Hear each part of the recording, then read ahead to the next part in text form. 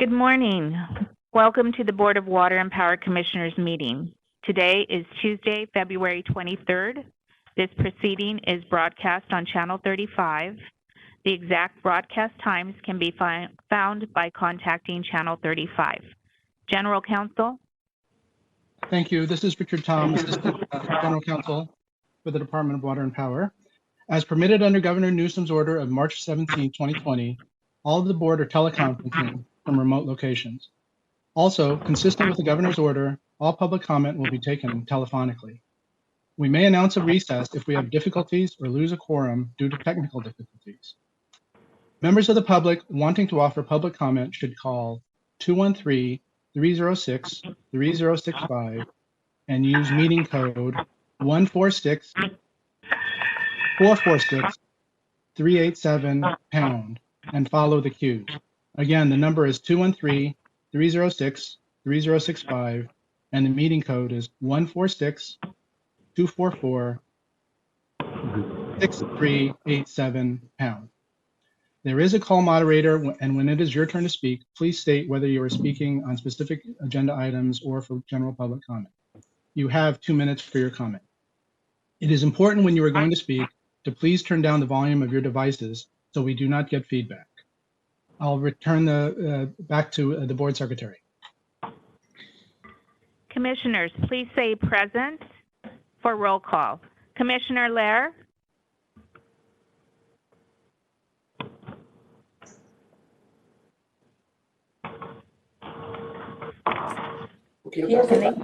Mina LEHRER.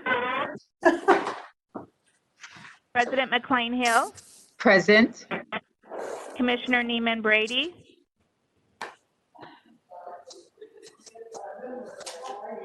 Commissioner I saw her mouth move. Thank you. Vice President Reyes. Present. Can you hear me now? Thank you. Yep. Yes, thank you, Commissioner. Vice President Reyes. Present. Commissioner BARAD is absent, 4 members present, and a quorum. Opening of the board meeting by President McCLAIN-HILL. I have no opening remarks. Susie, can we move to general comment, please? Yes, general public comment. There are no callers, no speakers. So public comment, general public comment, all public comment is closed. Terrific, thank you. Mr. Adams. Thank you very much. Good morning to all of our board members. Can everybody hear me okay? And there's a buzz on the line. Am I coming through okay? Yes. Hopefully so. Okay. I have a few items to report on this morning and also call on the other senior AGMs to add to my report.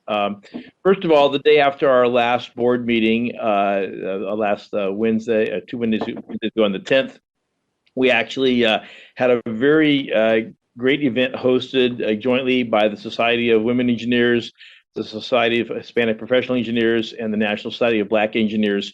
It was a forum on racial equity at LADWP, in which case our racial equity team reviewed the findings of our survey and study, and the initial work that they had done, very much similar to the work that the board saw a few weeks ago. And we had over 500 participants online, which was a fantastic turnout.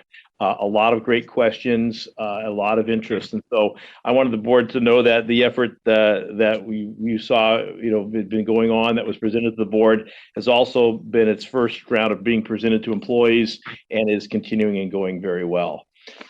We had some very nice news in our customer services group, a group called Escalante. It's a leading customer satisfaction and analytics firm. They do an annual survey of nearly 15,000 business, customers for electric, natural gas, and combination utilities. They surveyed the 77 largest utility companies in the U.S., and we were rated in the top 10% for customer service for businesses, rated as one of the 2020 Business Customer Champions. So that was a great job. That score included things such as safety and reliability, the customer and field service, billing and payment, and our communication effectiveness. So we've done a good job with our business customers, and we're recognized for that. So we're very proud of that. Our Owens Valley Community Relations has been continuing our efforts for outreach up there. We are about to host our second Owens Valley virtual job fair. We had about 50 participants when we did the first one last year. Our aqueduct manager, Adam Perez, will speak, as well as one of the power distribution managers in the Owens Valley. But again, trying to reach out to the Owens Valley residents to look at job opportunities to do local hiring in that area. So that effort is continuing and been successful so far. In terms of our COVID response, we continue to offer testing to department employees. We've had 7 different testing events made generally available to department employees, in addition to the rapid testing that we've conducted on a weekly basis at a number of our critical facilities.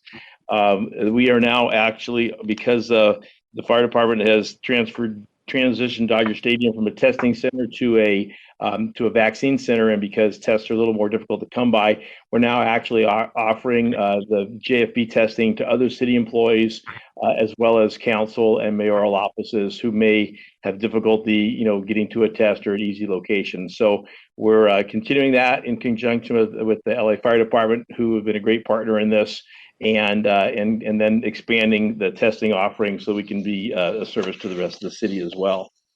A couple of things I'd like the other managers to report on. First, I'd like to call on Nancy. We were part of a landmark energy water conservation study conducted with UC Davis. I'd like Nancy to describe that, and also to tell you about the results of the Science Bowl that we sponsored last weekend. This has been a big effort for many, many years, in conjunction with our public affairs team and a number of engineering and other support staff that help out in terms of being judges. So Nancy, would you like to describe those things for me? Yes, thanks, Marty.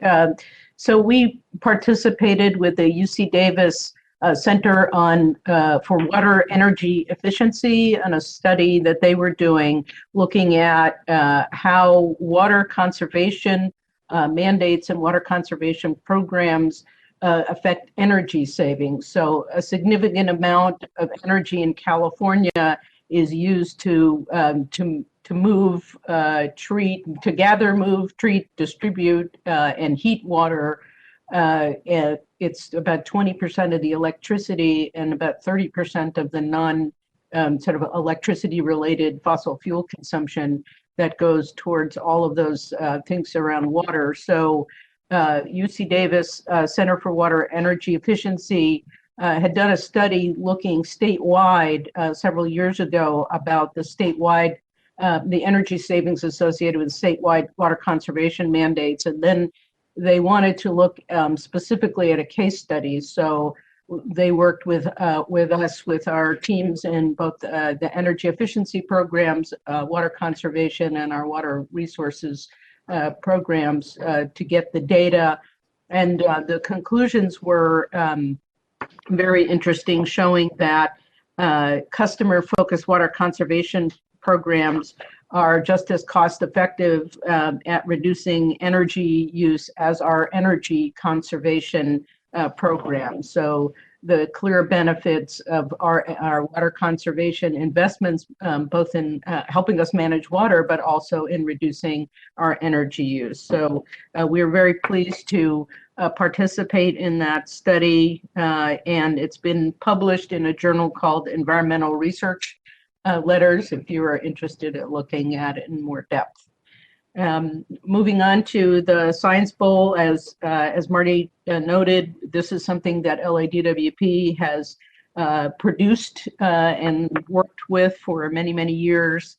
The Regional Science Bowl, this is sort of the preliminary to the national championship rounds, and have a number of LA schools have participated over the years and gone on to the national. And so this year, the winner was North Hollywood High School, and Francisco Bravo Medical Magnet High School came in second, and third place was the Los Angeles Center for Enriched Studies. So North Hollywood will compete in a field of 63 regional champions throughout the country for post at the national Department of Energy Science Bowl. So this is very much a labor of love for many folks here at LADWP who look forward to working on this every year and to working with the amazing high school students who participate. Thank you, Nancy. Thank you very much. Next, I'd like to call on Andy Kendall, give us a brief update on how we did with the winds. And then that would be a great segue to discuss what we have seen both in the power outages that have plagued the state of Texas and our own LA 100 study and sort of the correlations and where we stand. You may recall last summer we had a tough time in the state of California meeting energy demands from heat, just as Texas did from cold. Although in the city of Los Angeles, we were very well positioned and not only served all of our own demands, but actually supported at some points 1% or more of the rest of the entire state with energy that we generated ourselves. So I'd like Andy to talk about how we survive with local issues such as wind, and then maybe Reiko can touch a little bit about how we stand and what we saw in Texas and how we want to make sure that us, as well as the state of California, are well situated to not have that occur here. Andy, go ahead. Thank you, Marty. Good morning, Commissioner. So as you're aware, on Thursday evening, we suffered from high winds coming through the city. We fared pretty well, but we did have some issues. You know, we had rain here in the past weeks. And anytime you have high winds that follow rain, we have trees that fall over and tree branches that get heavy and break off. And that happened here where we had multiple trees fall over and break off a couple of poles and then bring some wire down in different areas. So during that windstorm, we had about 17,000 customers out. All of them were restored within 24 hours. So overall, our tree crews did a really good job going out and clearing up the downed trees so that our line crews could come back and replace the poles and the wires and get everything back on.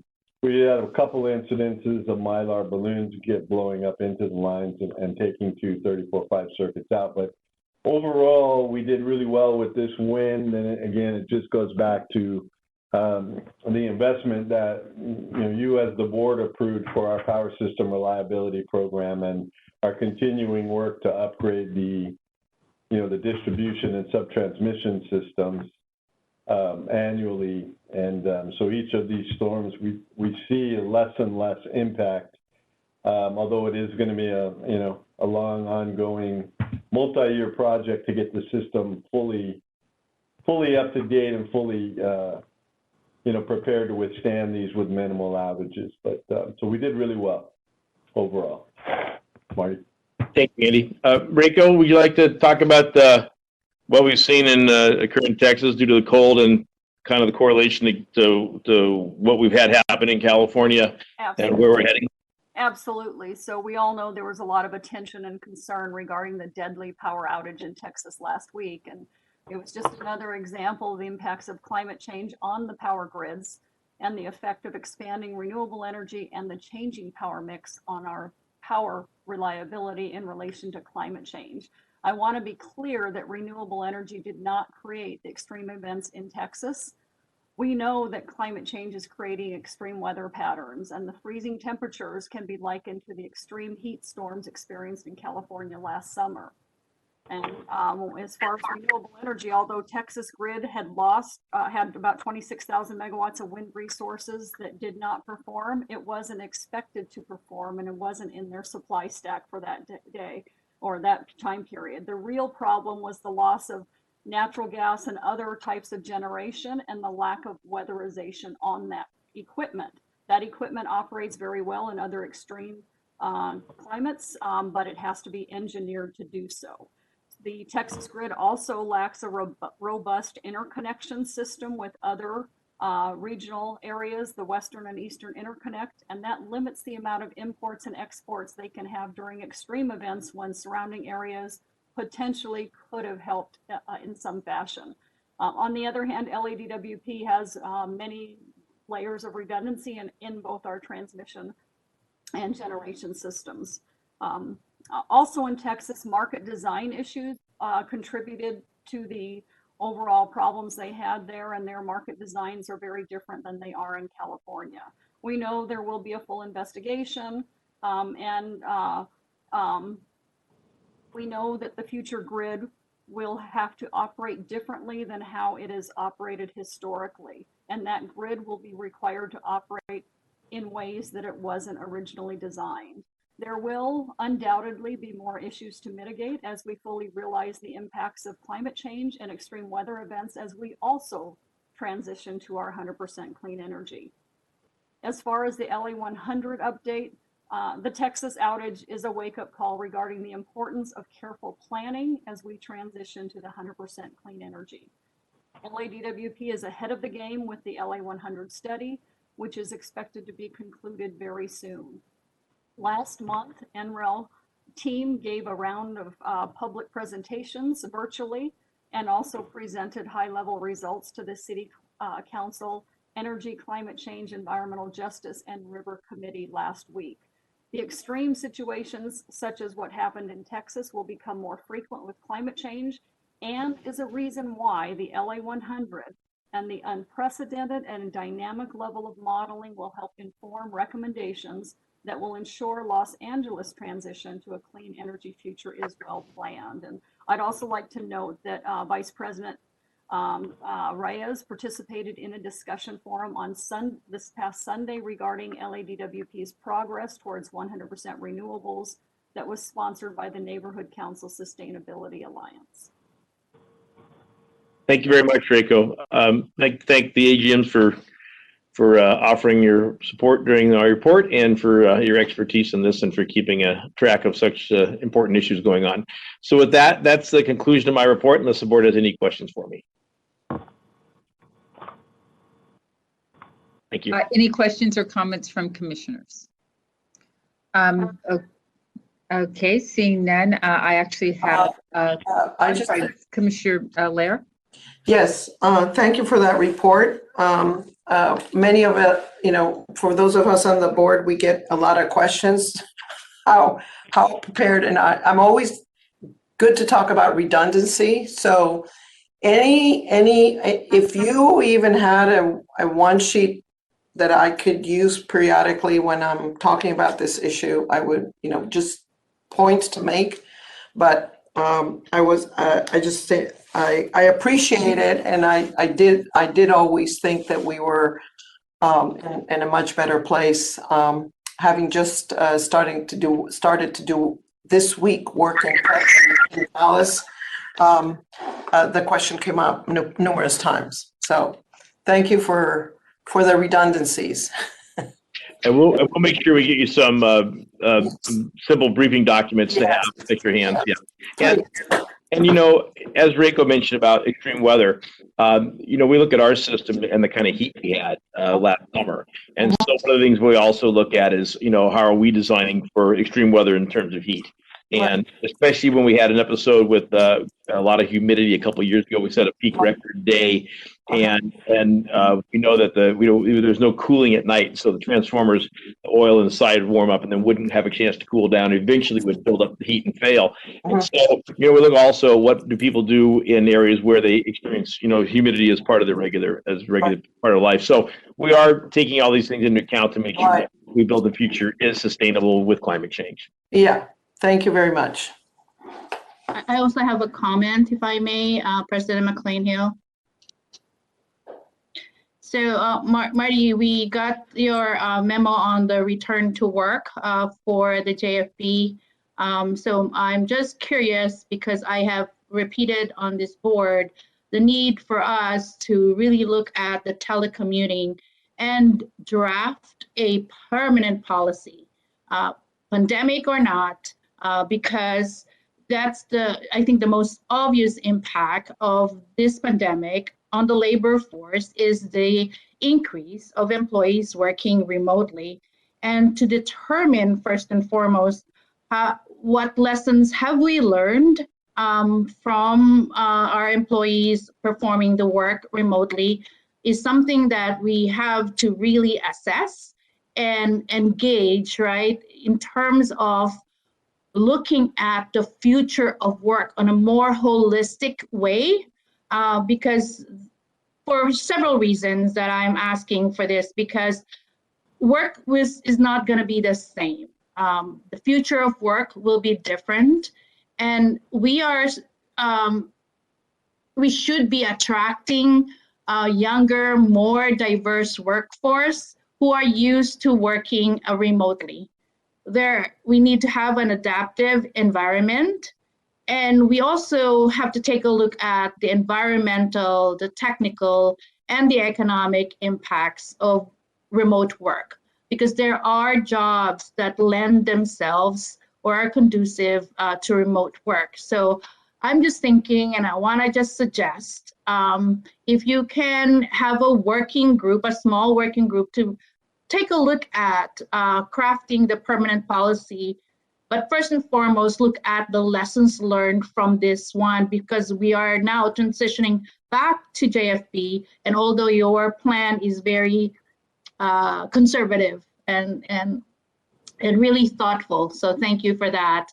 I do recommend moving into that direction for looking into a permanent telecommuting policy. Thank you. And I knew you've commented on this a few times before, and I've taken that to heart. We haven't had a chance yet to convene and try to, like you say, do kind of an assessment and do kind of a lessons learned, but we have discussed that in terms of, really looking at what can be changed. One of the things I noticed that,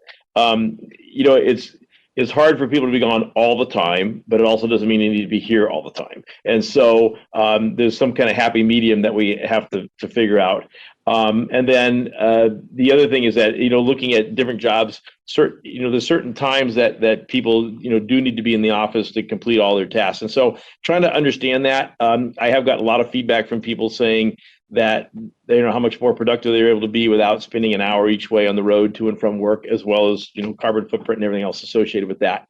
And people are, are able to feel like they can really hit the ground running a lot during the day when they're able to do work from home. So I'll need to get a group together at this, kind of really look at what we learned, and certainly, of course, sit down and engage, both Local 18 and MEA, who are interested, in the issue of how we get work done, as well as also interested in the issue of just employee engagement and how we make sure that we have kind of equitable solutions across the board. So this is something I will begin. I think we're get a little bit of the light of the tunnel, I hope, have a chance to kind of, convene a group to really look into the issue and make sure we've learned from this, as well as the systems and the technical, backbone systems in place that allow us to do work. You may recall that with customer services, the call center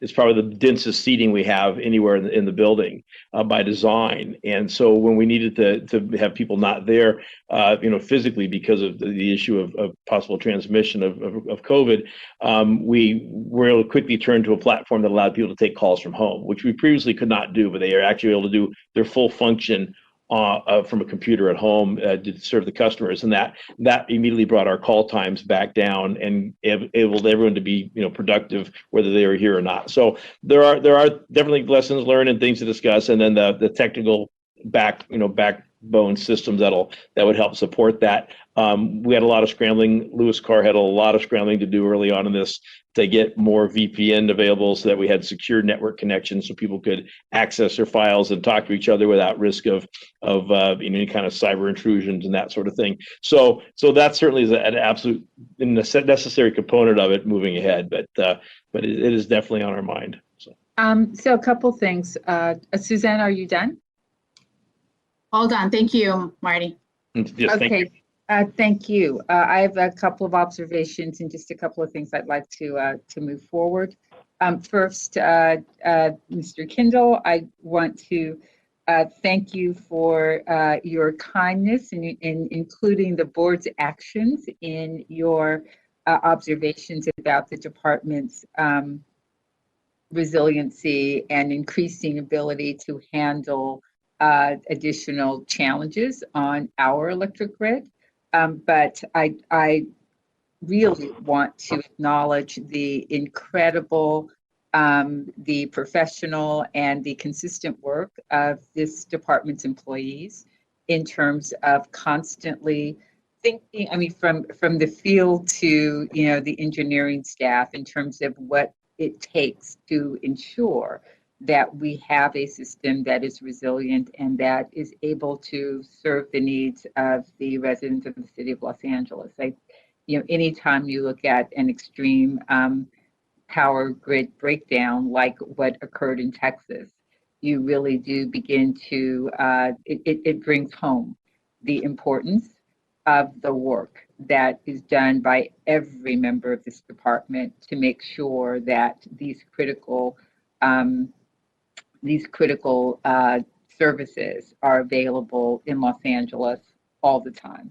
And I know that resiliency and reliability are the calling cards of the department's employees. So we appreciate the work, we appreciate the planning, we appreciate the thought, and even as we move to Marty's point toward 100% renewable system, that those metrics, reliability and resiliency, continue to be the guideposts that we embrace in that endeavor. So thank you for that. On the science poll, I read about it in the newspaper, and I was super excited and super bummed that I didn't know about it beforehand. And so I would, and we get lots of bulletins, lots of notices, and those sorts of things. But this department is consistently engaged in activities that support and enhance our relationship with our customers, and that promote science and sustainability, etc. And I'd like the commission to be more part of and more aware of these activities so that we can ensure that they're properly recognized, that the staff that is involved understands that we care, that we support, and that we're acknowledging the work that they're doing, and so that we can be a part of participating where appropriate and where appropriate. There are a number of things that I'm aware of, including things like community gardens that we help facilitate.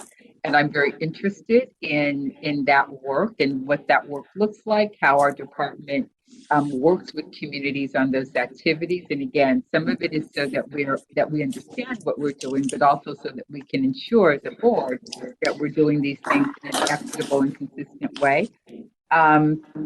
And Nancy said something that was really quite significant about customer participation and customer participation in sustainability efforts, that those efforts can yield results that are as significant as the things that we do on our own. So I'm very interested in a much more orderly and intentional way, having the board understand, organized, and engaged in those activities. Moving forward, my intention would be to put together an ad hoc committee that works with the department, that literally begins to provide a little more oversight and board engagement around that. And I've not spoken to Commissioner LEHRER about that, but I will be soon. So expect a call, Commissioner, in connection with that particular committee assignment.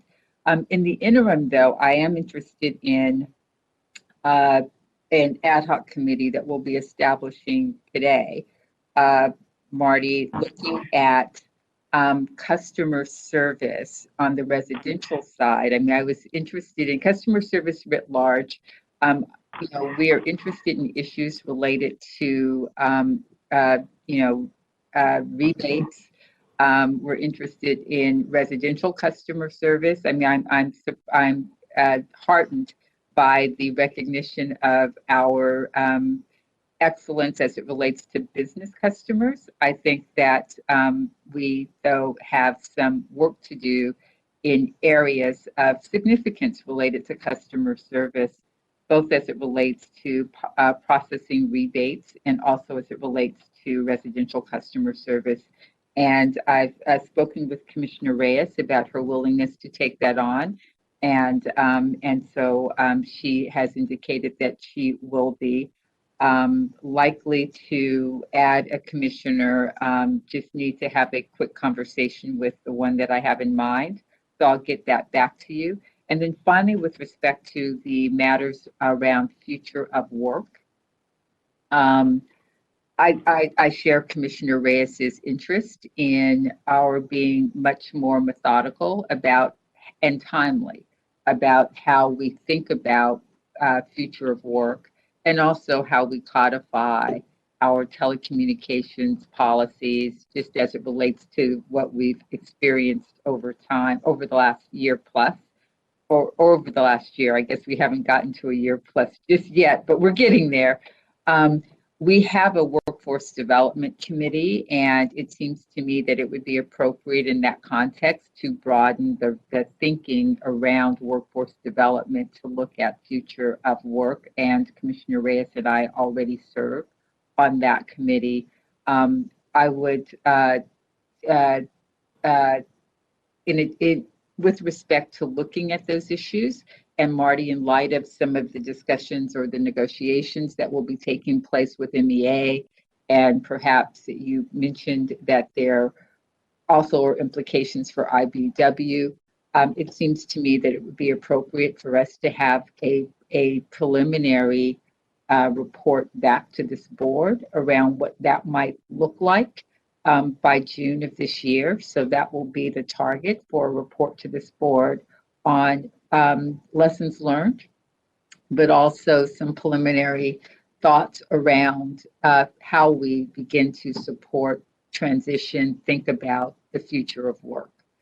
So that will be, as I said, a report that we'll be looking for in June of this year. And Commissioner Reyes and I will be substantially involved in that effort. So unless there's more on this subject, we'll move to the next agenda item. Terrific. We have, I'm not aware of any motions for future consideration. Do we have comments from the ratepayer advocate at this time? Or Dr. Pickle, is this something that you would like to defer? I have no comments to make up front. I may have comments after the presentations or if there are questions on specific items. I will note that the weather in Texas did reach out and touch Southern California by a spectacular increase in natural gas prices at the end of last week. The normal prices are in the $3 range, and they peaked out at $806 on Friday. Fortunately, we hedge our gas costs, and hopefully we were relatively well protected. And Dr. Pickle, I'll just confirm that yes, we were well protected and did not buy gas at those high prices. Could we sell any? Well, can I ask a question since you bring this up? The last polar Voltrex, when there was the huge draw and the pricing spike, there was actually a issue with the flow on the pipelines. Did we have anything along those lines? There were OFOs issued, I believe. Mm-hmm. We did not have issues regarding the need for gas on our system. And okay. We also, there is a, I'm not sure if it's an admin code. If gas prices reach a certain level and we have to procure at that level, we have a certain limited amount of time to notify the city council. And we've only hit that one time in our future, and it was not this time. Okay, great. Okay, terrific. Thank you for that. Are there any discussions or anything offered from the neighborhood councils? No, I'm sorry, Commissioner. No neighborhood community impact statements or formal positions were filed by any neighborhood councils on the items on today's agenda. Okay, thank you for that. And I'm aware of only one item at this moment that's being pulled. Oh, yes, it's being pulled for discussion. That's item 18. In the interim, we're going to have to, in terms of voting on the remaining items, I understand that Commissioner Reyes will need to recuse herself from items related to items 11 through 13. Is that correct, Commissioner Reyes? That is correct. Okay, terrific. So why don't we do this? Let's vote on the items that you can vote on, and we'll take up items 11 through 11, 12, and 13 in your absence. Thank you. So we will vote now on item 10, 14, 15, 16, 17, 19, 20 through 20 through 25. And 25 includes the item that is in closed session. Unless there are specific questions about any of these items, I will receive a motion to approve them. So I moved. move approval. Okay, so we have a motion to approve by Commissioner NEEMAN Brady. I will receive Commissioner Reyes's as a second. Would you please take the roll, Susie? Commissioner Lair, Yes. Commissioner NEEMAN Brady, Yes. Commissioner Reyes, Yes. President McCLAIN-HILL, Yes. 4 yes, 4 ayes. Thank you. Commissioner Reyes, or I assume that you will need to leave the meeting. Is that correct, Mr. Tom? Yes, that would be ideal, and Susie, the board secretary, can let her know when the vote is done. Okay, thank you. Susie, can you just text me? Will do. Thank you. Okay, terrific. So we'll now take up items 11, 12, and 13. Is there a motion to approve? So moved. I'll second. Susie, would you please call the roll? Commissioner Lair,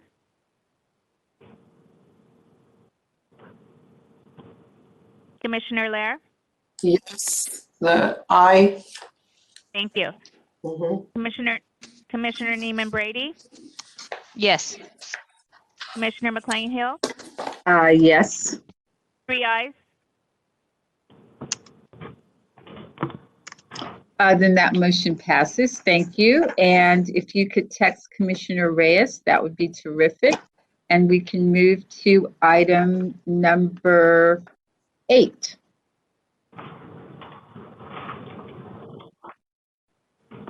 Good morning again, Commissioners. I am privileged to be able to introduce to you Mr. David Hanson, Assistant Director of our Power Construction and Maintenance Division, and Mr. John Vanacore, Executive Director of the Joint Safety Training Institute, to do a presentation regarding our joint program with Trade Tech, LA Trade Tech, for improving craft employment opportunities for local communities. So this is an exciting program for us, and I think it will help us close some of the gap where we have failed in the past.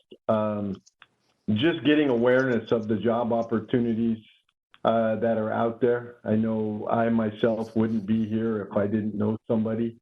And this is an important program that will help us get the awareness out into the community and into the schools of the opportunities that are out there for these high school students or people who have graduated or military So this is an exciting program. It's a first step to a program that I hope will allow us to, as Marty said, expand our hiring and expand the opportunity for the different communities that we serve, like in the Owens Valley. We'll be able to have people take this program from up there, be able to take a test up there and do their training up there and work there. So this is a real excitement for me.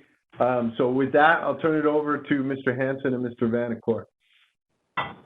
Good morning, commissioners. I hope everyone can hear me okay. Thank you for this opportunity to speak to you all about this very important topic. Thanks, Andy, for the introduction. Again, myself and Mr. John Vanacore are here to talk to you today about the improving craft employment opportunities for our local communities. Next slide, please. Okay, thank you, Dave. Thank you, Andy, for the introduction. Good morning, commissioners. Currently, we have 6 job bulletins with Hayden as a qualifier. At this point, Hayden is no longer being available to be trained. So the JSTI took on the project to create an equivalent, working with Power System Safety and Training and Trade Tech. We developed a curriculum, and then that met the requirements, and we ran a pilot to work out all the bugs. We enrolled 33 students from various backgrounds, and what we found to be the most successful way to approach it. We're happy to say at this point it is ready to go, being offered through LA Trade Tech as a non-credited course that's self-paced. This allows people to start at their convenience and not be forced to adhere to a semester or a quarter system. It's available at no cost to the students and will expand our testing pool. The program offers video tutorials as well as live tutoring on a weekly basis. Dave? So like Andy said, one of our biggest problems with recruitment at the department is a lack of awareness of how to get in. You hear quite often that you have to know somebody. In fact, we just heard Andy say that. While this was certainly true for me and most of us here, this doesn't work for high school and military ongoing recruitment. Our bulletins can be very confusing to high school students and military personnel, so they tend to look elsewhere unless they have a friend or family member to guide them along the way. There has to be a defined process that's easy to explain at career fairs and recruiting events. This program gives interested applicants a clear direction that leads them to qualify for our open exams. Women will have a chance to see what our electrical trades are all about before they just sign up for an exam. Once we have a few female graduates of this electricity course, we'll be able to get them to help us recruit more women into the program and eventually into the trade classifications, which is the ultimate goal. Like John said, we had a pilot program, varying backgrounds of the participants. We started off with 33, and as of right now, we have 15 of them have completed the program. They currently hold their certificate and are now eligible to start taking some exams. The other 18 is still in various stages of completion. Next slide, please. So these are the 6 classes that are currently available if you have the Hayden certificate to take. These are all living wage positions ranging anywhere from $60,000 a year to $124,000 a year. We're looking into adding it as a qualifier on other 5.30 programs moving forward as well. Next slide. So where do we go from here? We developed the program, we piloted it to prove the success. Now it's time to get it out there. So we're going to post flyers at our DWP facilities. We'd like a bulletin sent out to all DWP employees. At LAUSD, we have an ongoing conversation, ongoing meetings with them about their skill center development and curriculum improvements to help pre-qualify their students to take our exams. So we'll use those venues that we already have that are ongoing so we can get those flyers advertised on LAUSD campuses. Winter in East LA is women in non-traditional employment roles. It's a school that specifically prepares women for construction trade work. We've started a dialogue with them, and we'll be working with them to advertise this course to their students as well. Military service men and women who still have time remaining on their enlistments will be able to work on this program as they transition from military life to civilian life. And like Marty talked about at the beginning, the Owens Valley recruitment, this will be able to help our department employees, their family members, and local residents, because they'll now be able to take this class online and qualify for exams so that we can improve our local recruitment. The program's paid for through the power system. In fact, I'm being told at this very moment, we're hand delivering the check over to LA Trade Tech so we can get this rolling. And actually the site is live as of right now.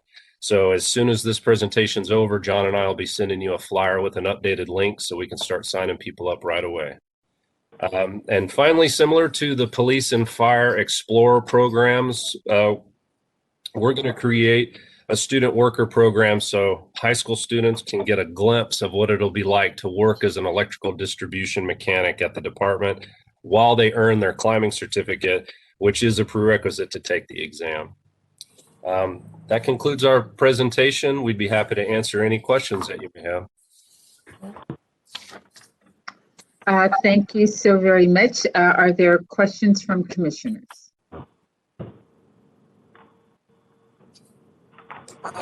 Okay, thank you. I get, as you know, I'm very excited about these programs, and I think it gets clearer every time you make presentations of the process you're going through. I am looking forward to seeing the flyer, and I'm assuming the flyer will also be in Spanish. But I have had people inquire about how to know, what it is that the pathway to engagement is. I'm very curious to ask a professor that I collaborate with at LATTC to see if she knows about it. She teaches in architecture, Marcela Oliva, and the other is a professor, an executive at USC who's been very interested to know about these programs. So if as soon as you can get us the flyer, I'd like to connect and let us know too who from all of you would be the point of contact if we want to refer someone who's very interested to engage in the program. Yes, ma'am. Thank you. Thank you for your comments. We will be getting that bulletin out to the commissioners right after this presentation. And it'll include a link so that the flyer, we intend to have it stand on its own so you can pass it on. We can post it on bulletin boards. The process should be self-explanatory so candidates can sign up and start the process right away, complete the curriculum, and then they get their certificate. Once they have their certificate, then they qualify, like John said, right now to take 6 entry-level exams, and we're working on creating more opportunities for them. Are there any other commission questions? Thank you. Yes, ma'am. I've got one. How long does it take to get a climbing certification? I'm going to defer to Mr. Andy Kendall, who I hope is listening on that. So for us to get a climbing cert, it can be as short as a couple weeks, it can be a month. It's really dependent on the individual, how quickly they pick it up. So when we teach it in-house, when you go through an outside program to get a climbing cert, then that fits with more of a, it could be a 600-hour class. So that's why we want to develop this in-house, because they will have already qualified, and we'll be able to just give them what it takes. And again, it can be a couple weeks, it can be a month. I think it took me several months. I think probably the president is probably thinking that maybe all the commissioners should end up with a few of these certificates. So, we're there. You know, I'm very interested, Andy, in what is it that you have to be able to do in order to qualify for a climbing certification? Well, it's just, we teach you the process. We teach you how to climb a pole safely, to get up and down safely. We start everybody out on a tether so that they're protected, and then it takes some people, it will take them a couple days to get off the tether. So it's just really learning the technique and being able to repeat the technique safely so that they can get up and down a pole. For us, climbing the pole is just sort of how we get to work, right? And so, once you get to the top of the pole, that's where the work really starts. But so it's not. Well, the thing that I think part of what I'm interested in understanding, you mentioned police and fire, and one of their, a huge part of their training program is around physical fitness, and in fact, one of the pre-qualifiers is demonstrating a certain level of fitness, and that particular the particular skill of climbing a pole requires a great deal of upper body strength, in addition to just learning the technique of going up and down the pole. So I'm really curious as we begin. First, I love this program, so I am really excited about what the power system is doing, and want to compliment everybody that's been proactively engaged in putting these pieces together. So thank you all for that.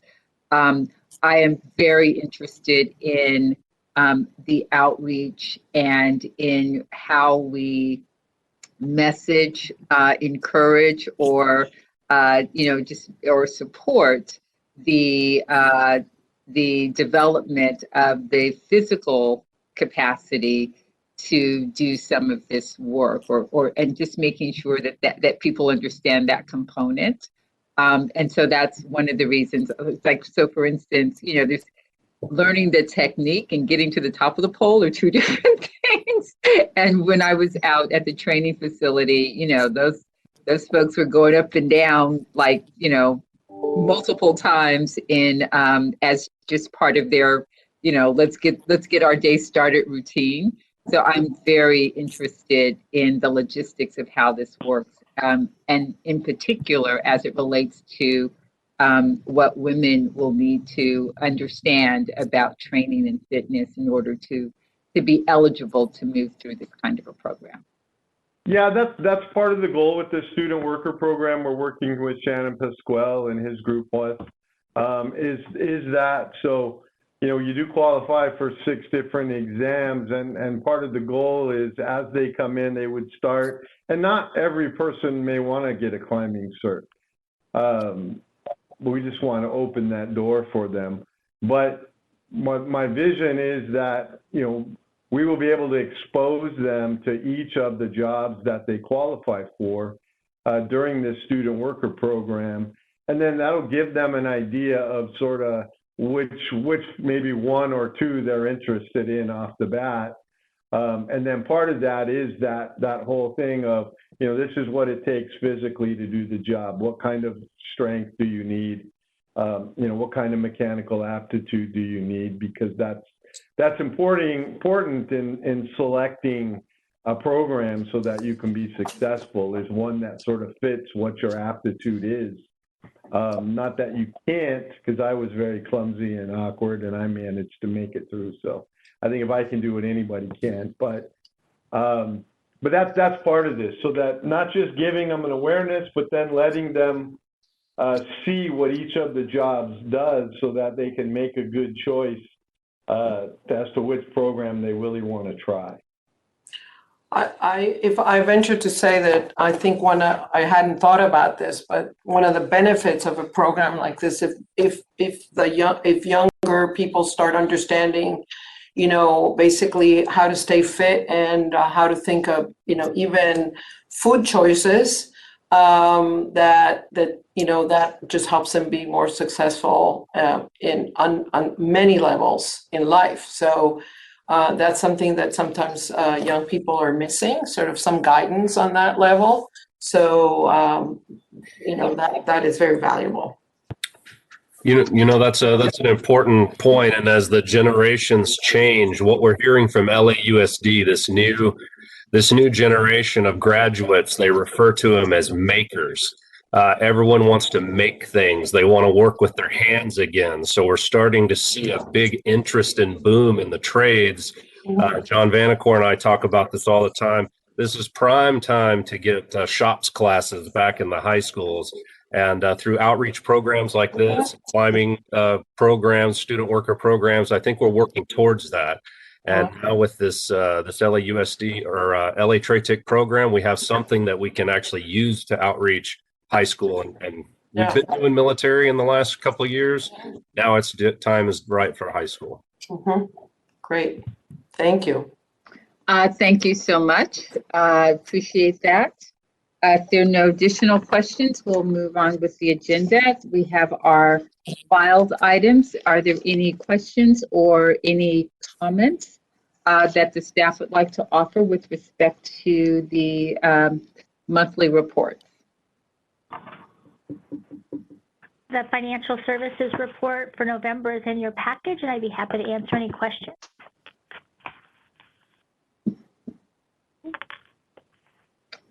Power system reports for November and December are also filed in your package, and Rachel or I will be happy to answer any questions you have. And the water system monthly report as well for the December-January period is there. A number of interesting articles that I commend to your reading. Thank you. Commissioner NEEMAN, Brady? Yeah. Anne, can you just touch on collections and an update as it relates to the delay and I don't know what we're calling it, but the fact that they don't customers don't necessarily that we're not going after them for non-payment. So as of the month of November, power system collections, excluding utility users' taxes and other items that are collected on the power bill, was $690 million. That's 16.9% of receivables based on the retail sales. We have seen an increase in our accounts receivable because of lack of shutoffs and not pursuing our current collection activities. As we prepared the December items, we realized that this is going down slightly to $666 million or 16.4%. So it is trending down a little bit. And then on the water side for November, accounts receivable was $192 million, which was 13.1% of retail revenues.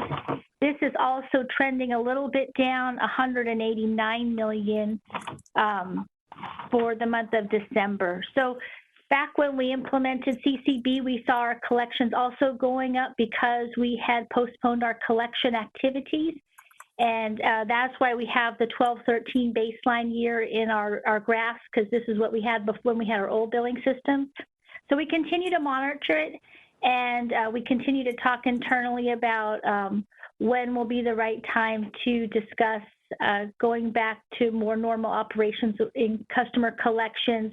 But we need to internally work on that and then brief the customers. Right now, we have a date as of April 1st, I believe, but we likely believe that will be extended.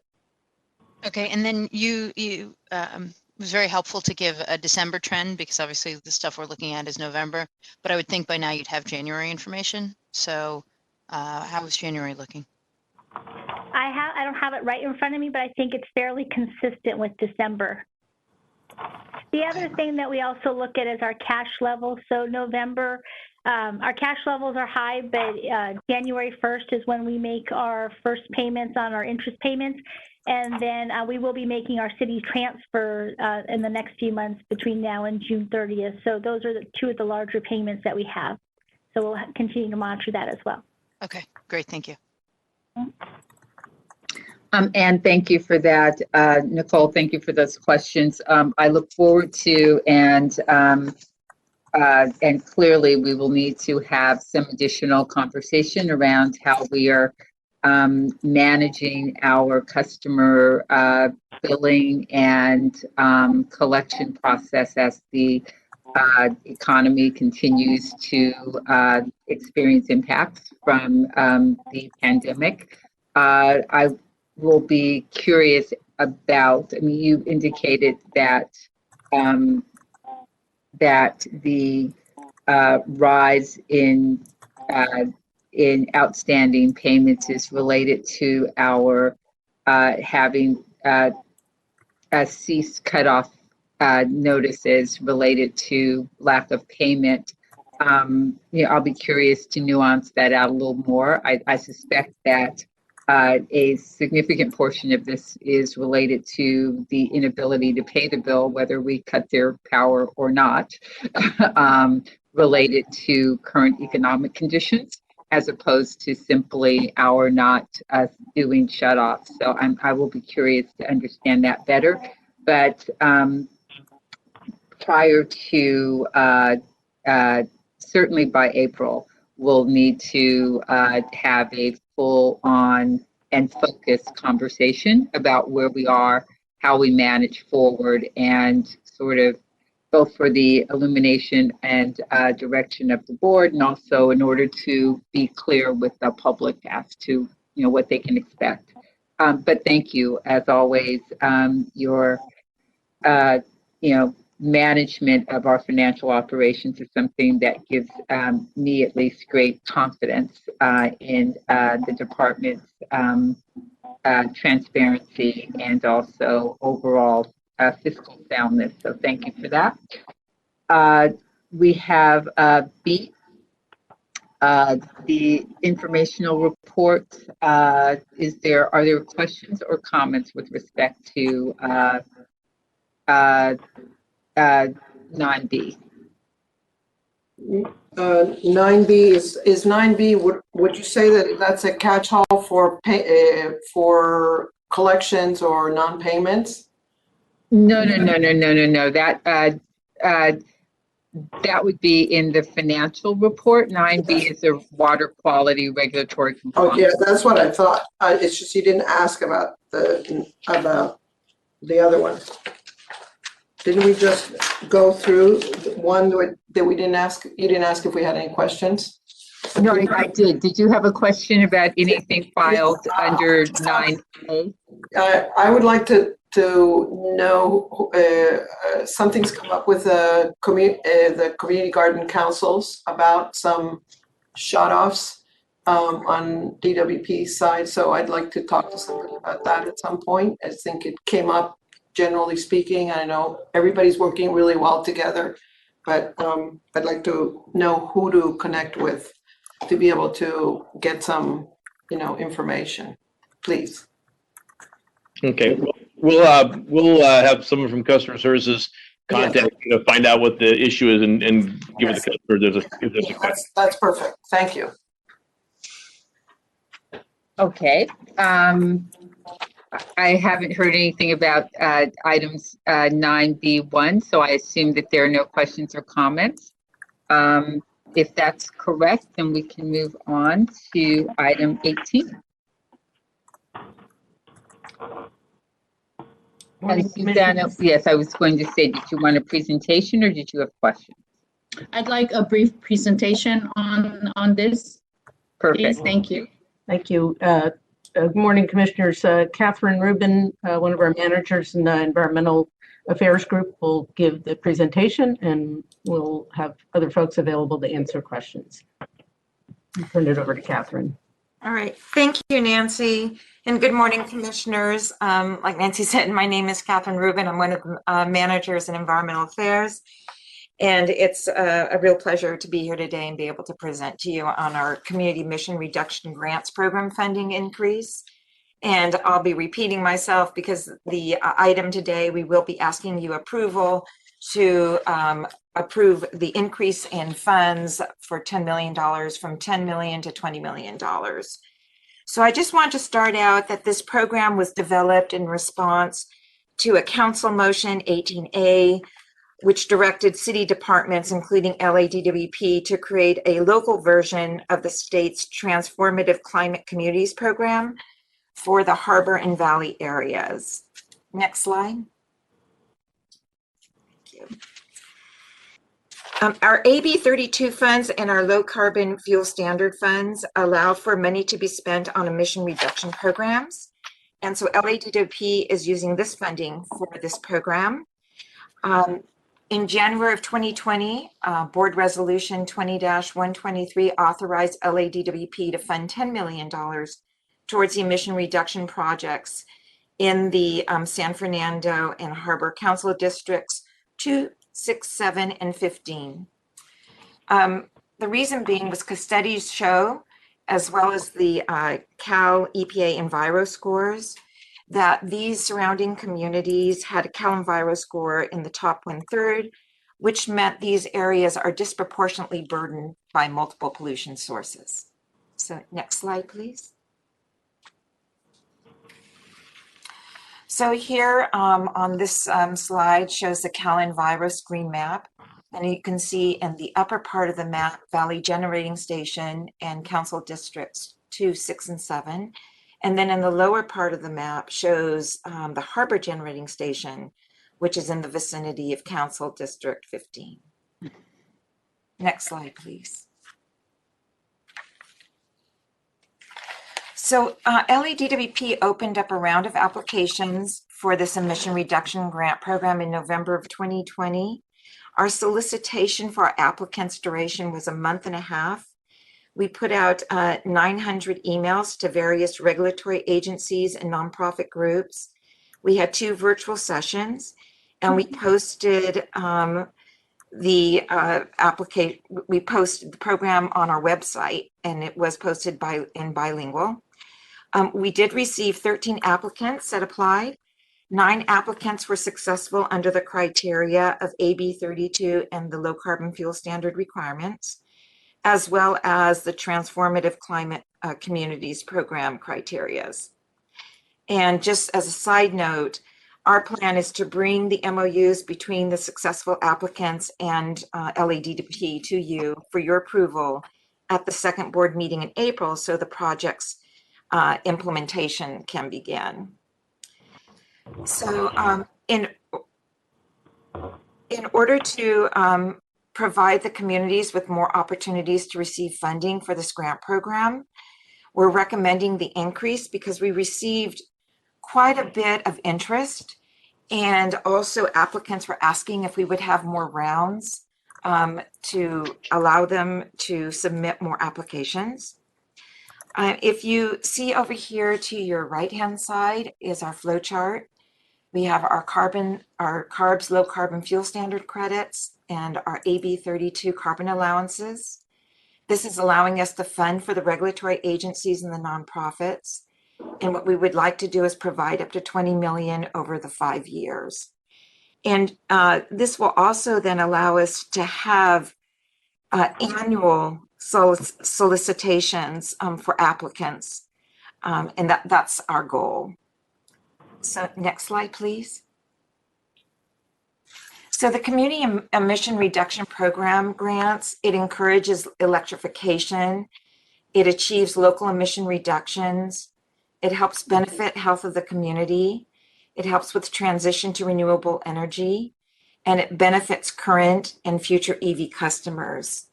And just to give you an idea of the types of programs we accepted 5 projects for installation of EV charging stations, solar system carports and battery energy storage, electrification of equipment, and e-bike programs. Next slide, please. So in conclusion, what we're asking for is for the Commission to authorize LADWP to increase our funding from a total of $10 million to $20 million through 2026 for selected regulatory agencies and nonprofits. And the funding would be used for the emission reduction grant projects in Council Districts 2, 6, 7, and 15, which are in the vicinity of the Valley and Harbor generating stations. And I'd be happy to entertain any questions.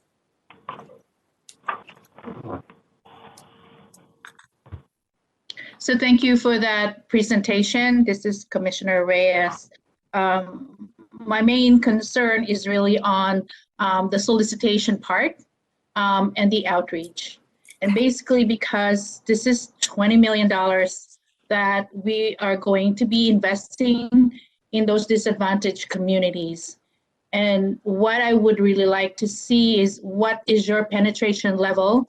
You know, sending the 900 emails and putting it on our website and doing the outreach. What else can we do to reach other community-based organizations and not or partner with the bigger organizations who are partnering with a smaller organization? So it's my thing is to focus really on how the affected community will benefit from this project's intended local results, and how the community residents themselves will be, you know, will increase their awareness about our role as DWP, and in the long term have us increase their capacity to look at and address the health and environmental justice issues in their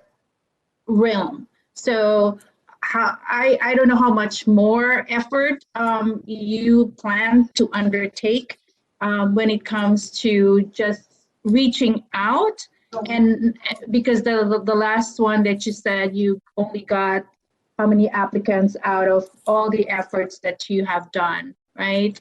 I'd really like to see a more intentional partnership with those community organizations and really reaching out to smaller CBOs and local community groups that might benefit from this, that they understand that there is this investment that DWP is making.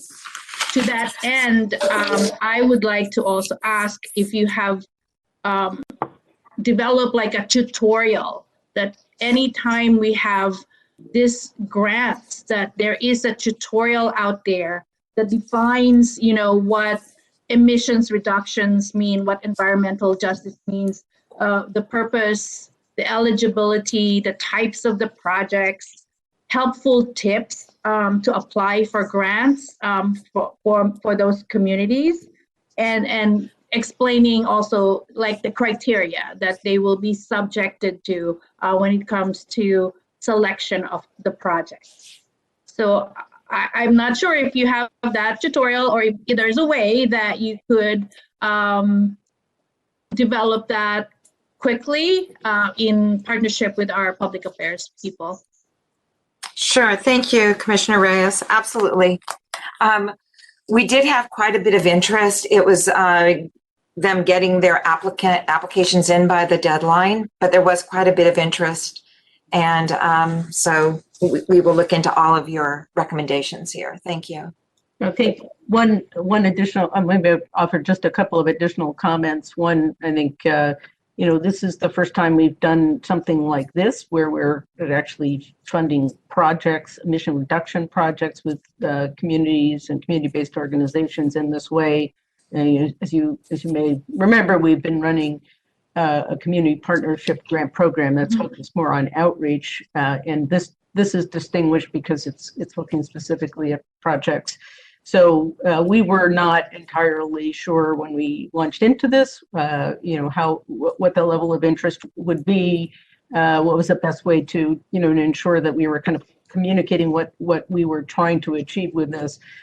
So I would say, you know, we were pleasantly surprised that we generated as much interest for projects that have qualified. We had originally thought, you know, when you approved the program in January 2020, that we would do a couple $1 million a year over 5 years, although we didn't restrict it to that. And we did get good projects close to $5 million in the first year. So you know, we now, I think, understand that there's a lot of interest out there and want to make sure that we work closely with the council offices, with with CBOs and really try to encourage, as you said, the kinds of partnerships that will bring the communities the benefits that we anticipate to get out of these projects. So you'll see the first round of MOUs as Catherine said, in a couple of months to approve those. But we'll be working on sort of lessons learned and what else we can do to, to continue to get good projects in and to, as you said, focus on things that will really benefit the community. Thank you, Nancy. Thanks for that, ladies. Yeah, I'm not particularly comforted by the fact that our expectations seem to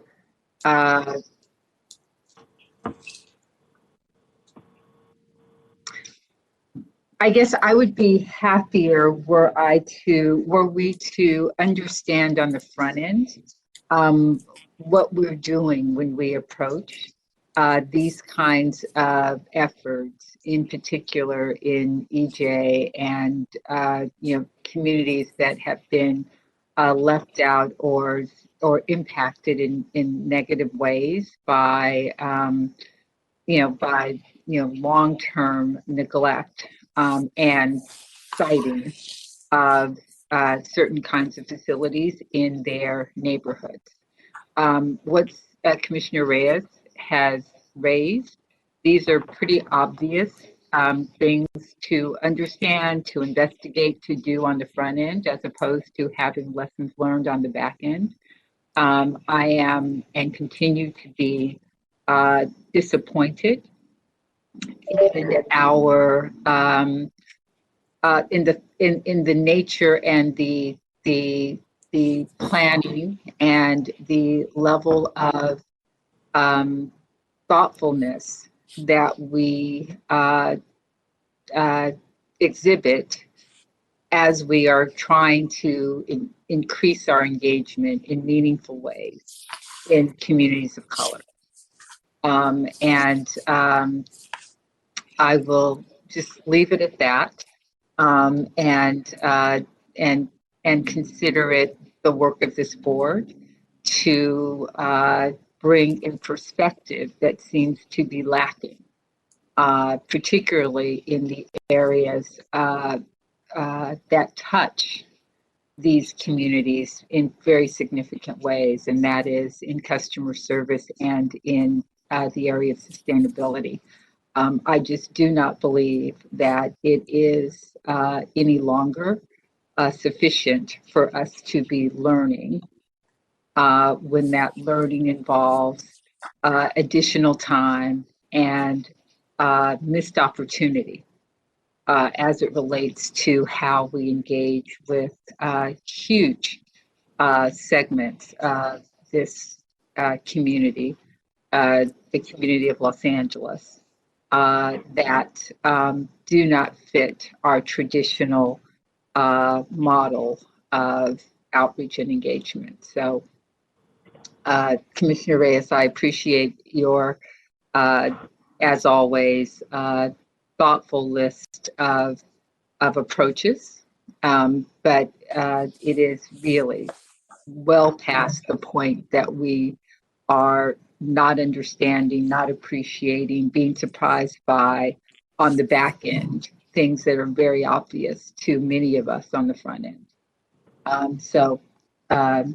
Unless there's more, is there a motion with respect to item number 18?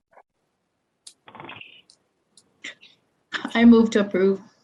Is there a second? Second. Susie, would you take the roll? Commissioner Lair?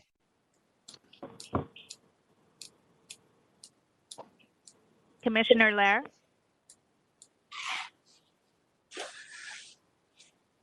Commissioner NEEMAN-Brady? Yes. Commissioner Sorry, Reyes? I'm burdened by a lazy mouse. Commissioner Lehr, are you voting yes or no? Yes. Thank you. Commissioner Reyes? Yes. Commissioner McCLAIN-HILL? Yes. 4 yes. 4 ayes. Thank you. Unless I'm mistaken, that concludes our agenda for the day. Richard, have I forgotten anything? No, Madam President, the closed session items already been addressed, and so I believe that's the end of the meeting. Well, thank you very much. I appreciate everybody's time this morning and look forward to our next board meeting in 2 weeks. This meeting stands adjourned. Thank you. Thank you. Thank you. Thank you.